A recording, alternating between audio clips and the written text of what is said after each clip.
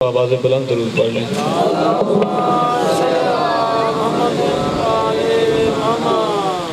اعوذ باللہ من الشیطان الرجیم، بسم اللہ الرحمن الرحیم۔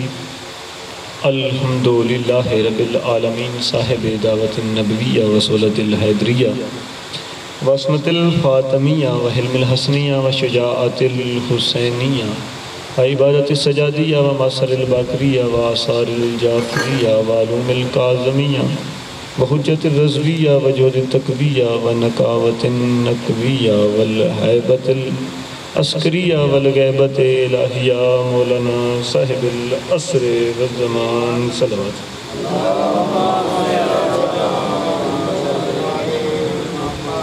الصلاۃ والسلام علی اشرف الانبیاء والمرسلین، شفیع المذنبین، خاتم النبیین، ابی القاسم محمد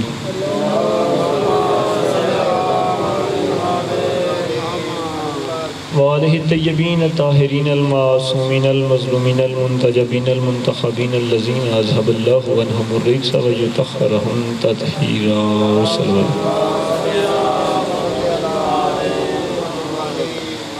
ولعنۃ اللہ علی اعداء محمد وآل محمد وغاصب حق بنت محمد۔ اما بعد فقد قال اللہ تبارک و تعالی فی کتابہ الکریم، بسم اللہ الرحمن الرحیم، قل لا اسألکم علیہ اجرا الا المودۃ فی القربی صلوات۔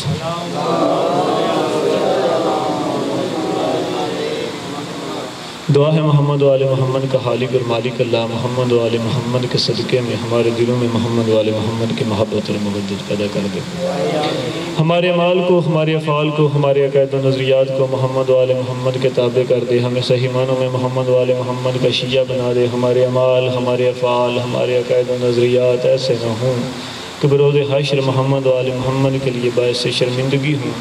باری الہ جو ہم ادھر موجود ہیں، جس کے بھی جتنے بھی دلی حاجات ہیں ان کی پوری فرما، ہم سب کے مرحومین کی اور بالخصوص میرے والد محترم کی قبر کو منور فرما، ان کی مغفرت فرما، ان کو جوار آل محمد میں جگہ عطا فرما، اور اپنے اپنے مرحومین کی مغفرت کے لیے سارے باواز بلند صلوات پڑھ لیں۔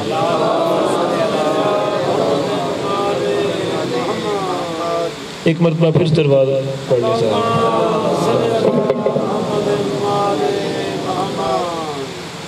انتہائی بری خبریں آ رہی ہیں مختلف جگہ سے، مختلف واقعات کی خبریں مل رہی ہیں، خصوصاً پارہ چنار سے۔ آج ہم نے یہ کچھ تصویریں دیکھی ہیں انسانوں کو ذبح کرنے کے بعد لکڑی چیرنے والے آروں کے ساتھ پامال کیا جا رہا ہے۔ جرم کیا ہے کہ ہم سب کا امام علی ہے۔ آپ لوگ بھی ادھر دیکھتے ہیں، سارے ان کی آسانی کے لیے، ان کی اس آزمائش سے دور بچانے کے لیے سارے ایک مرتبہ باواز بلند صلوات پڑھ لیں۔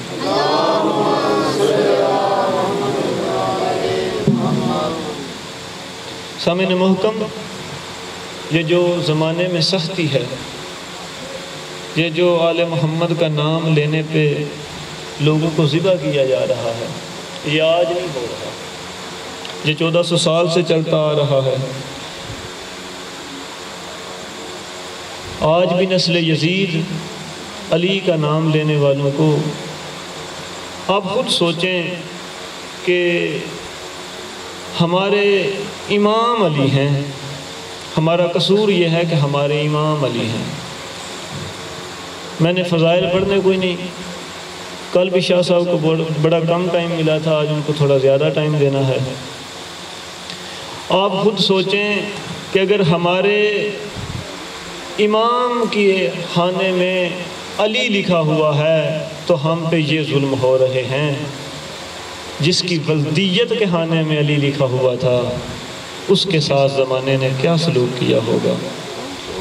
اگر امام علی ہونے کی وجہ سے لکڑی چیرنے والے آروں کے ساتھ انسانوں کی لاشوں کو پامال کیا جا رہا ہے، 9 انچ لمبے سٹیل کے کل اگر امام علی ہونے کی وجہ سے، علی کو امام ماننے کی وجہ سے زندہ لوگوں کے سروں میں لگائے جا رہے ہیں، تو پھر سوچیں جن کی بلدیت کے خانے میں علی کا نام تھا ان کے ساتھ زمانے والوں نے کیا کیا ہوگا۔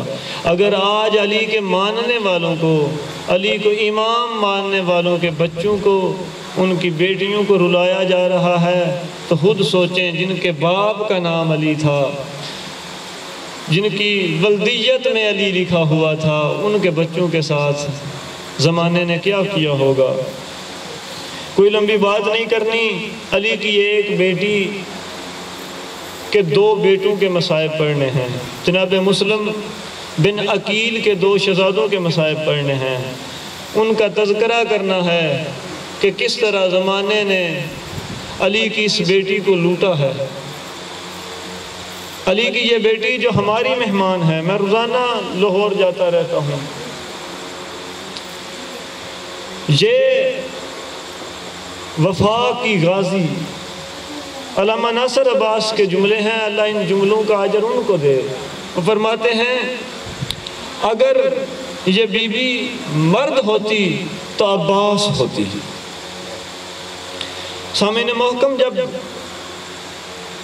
آخری سلام کر کے امام حسین علیہ السلام نکلے ہیں نا خیمے سے باہر، تو دیکھا تو ذوالجناح تیار تھا۔ پوچھا میرا عباس تو رہا نہیں، یہ ذوالجناح کس نے تیار کیا ہے؟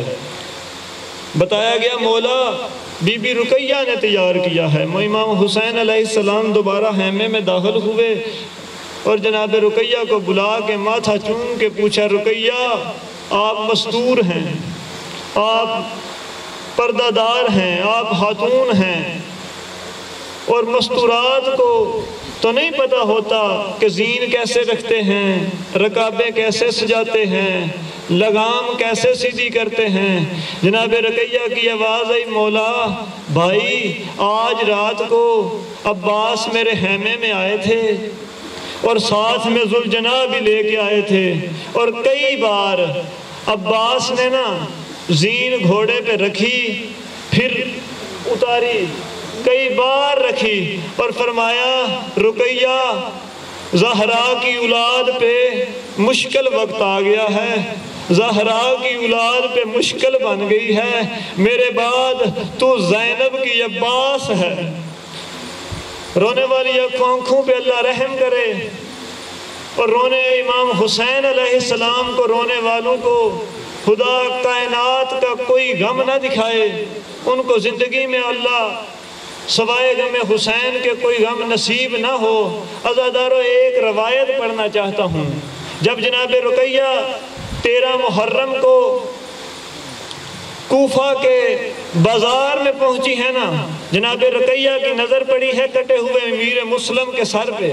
آپ کو پتہ تو ہے جناب رقیہ کا امیر مسلم سے رشتہ کیا ہے، امیر مسلم کی زوجہ ہے جناب رقیہ، مولا علی علیہ السلام کی بیٹی، مولا غازی عباس کی بہن، حرم ہے جناب مسلم بن عقیل کا۔ جب مسلم بن عقیل کا کٹا ہوا سر دیکھا نا، فرمایا مجھے اپنی چادر کا گلہ کوئی نہیں، زینب کے پاس بھی چادر کوئی نہیں، ام کلثوم کے پاس بھی چادر کوئی نہیں، لیکن میں اجڑی آپ سے صرف اتنا سوال کرتی ہوں، میں نے 2 بیٹے، میں نے اپنے 2 بیٹے آپ کے ساتھ بھیجے تھے، مجھے بتائیں گے ان کو کس کے حوالے کیا ہے؟ جناب مسلم کے کٹے ہوئے گلے سے آواز آئی، ایک اکبر پہ قربان، ایک اصغر پہ قربان۔ سامعین محکم، وقت ہے کوئی نہیں، انتہائی اختصار کے ساتھ عزادارو باپ سے بچھڑنے کے بعد یہ شہزادے 3 دن کے تھکے ہوئے، یتیمی کا دکھ، مسلمانوں کا خوف، آدھی رات کا وقت، کوفے کی گلیوں میں تھکے ہوئے یتیم، کم عمر کم سن، مسلمانوں سے ڈرے ہوئے، کوفے کی گلیوں میں رات کا سرناٹا، رات کا اندھیرا، جو چھوٹے بچے کی نا پاؤں سے کوئی چیز ٹکرائی، بچہ گھرا، جب دیکھا تو جناب مسلم بن عقیل کی لاش تھی۔ ابراہیم کہتا ہے محمد کوفے کے لوگ کوفے کے لوگ میتوں کو دفن کوئی نہیں کرتے۔ عزادارو قسمت لے آئی حارث ملعون کے گھر میں، اس کی بیوی تھی مومنہ، اس نے اپنے کمرے میں چھپایا۔ یہ حارث ملعون تھکا ہوا واپس آیا، رونے کی آواز سنی، اس نے کہا چابی دو۔ بی بی نے کہا چابی کوئی نہیں، اس نے تلوار کے دستے سے تالا توڑا، یہ اندھیرے میں یوں ہاتھ مارنے لگا، اس کے ہاتھ مسلم کے یتیموں کے سر پہ آئے۔ عزادارو اس نے یوں ہاتھوں کو بلند کیا، مسلم کی جوڑی کے پاؤں زمین سے اٹھ گئے۔ 14 یا 17 پوڑیاں تھیں، 14 یا 17 سیڑھیاں تھیں، اس نے سیڑھیوں پہ آ کے ہاتھوں کی انگلیوں کو یوں کھول دیا، مسلم کی جوڑی سیڑھیوں سے نیچے۔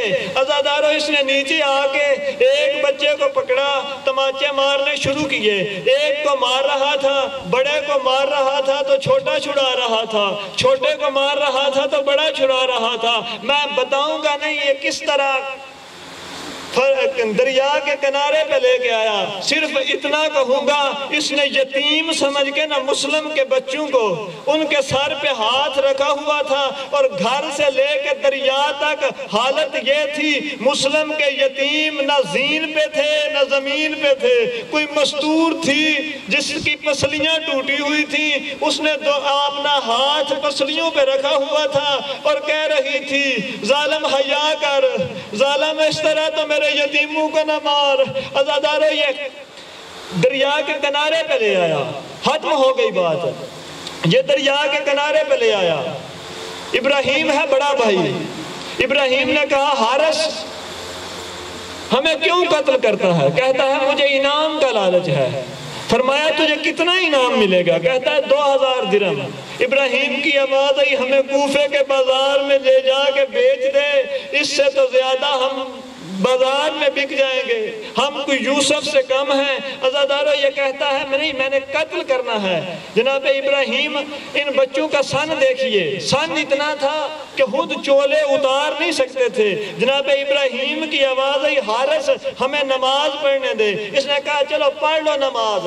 اب دونوں بچے نا دریا کی طرف بڑے وضو کرنے کے لیے، یہ ننگی تلوار لے کے سامنے آ گیا، کہتا ہے دریا کی طرف کیوں جا رہے ہو؟ فرمایا ہم نے وضو کرنا ہے نماز کے لیے۔ یہ کہتا ہے پانی پینے کے وضو کے بہانے پانی پینا ہے۔ چھوٹے کی آواز آئی وضو میں کلی مستحب ہے، ہم واجب وضو کر لیتے ہیں۔ کہتا ہے نہیں دریا کے کنارے تیمم کر کے نماز پڑھو۔ عزادارو دریا کے کنارے پہ تیمم کر کے مسلم کے یتیم نماز پڑھی۔ نماز پڑھنے کے بعد عزادارو یہ بڑے کو قتل کرنے لگا، چھوٹا آگے آ گیا۔ فرمایا بڑا بھائی باپ کی جگہ ہوتا ہے، میری آنکھوں کے سامنے میرے باپ کو قتل نہ کرو۔ عزادارو اس نے چھوٹے کی طرف تلوار کو بلند کیا، بڑا سامنے آ گیا، ہاتھ جوڑ کے کہتا ہے میرے چلتے ہوئے ماں نے اس کا ہاتھ میرے ہاتھ میں دیا تھا، یہ میرا چھوٹا بھائی بھی ہے، اور جب باپ نہ ہوں تو بڑے بھائی باپ کی جگہ ہوتے ہیں، یہ میرا بھائی بھی ہے، یہ میرا بیٹا بھی ہے، میری آنکھوں کے سامنے اس کو قتل نہ کر۔ عزادارو اس نے پہلے بڑے کو قتل کیا، سارے ایک سائیڈ پہ رکھا، میت اٹھا کے جنازہ اٹھا کے دھڑ اٹھا کے اس نے دریا میں پھینکا، اس کے بعد دوسرے بھائی کو قتل کیا۔ عزادارو چاہیے تو یہ تھا کہ پہلا جنازہ پانی کے ساتھ آگے بہ جاتا، لیکن وہ پہلا جنازہ رکا رہا۔ اس نے جب دوسرا جنازہ، دوسرا دھڑ مسلم کا دوسرا یتیم دریا میں پھینکا، پانی میں فاصلہ تھا، اب دونوں میتوں نے فاصلہ طے کرنا شروع کیا۔ مسلم کی جوڑی ایک دوسرے کے قریب آئی، اب ایک دوسرے کے گلے میں باہیں ڈال لی۔ عزادارو اب اس ملعون نے زمین پہ پڑی تیر کمان اٹھائی، اس میں تیر رکھا، کبھی مسلم کے بدن پہ، کبھی مسلم کے ابراہیم کے بدن پہ، کبھی مسلم کے محمد کے بدن پہ۔ عزادارو جناب زہرا رو رو کے کہہ رہی تھی میرے مرے ہوں کو تو نہ مار۔ اللہ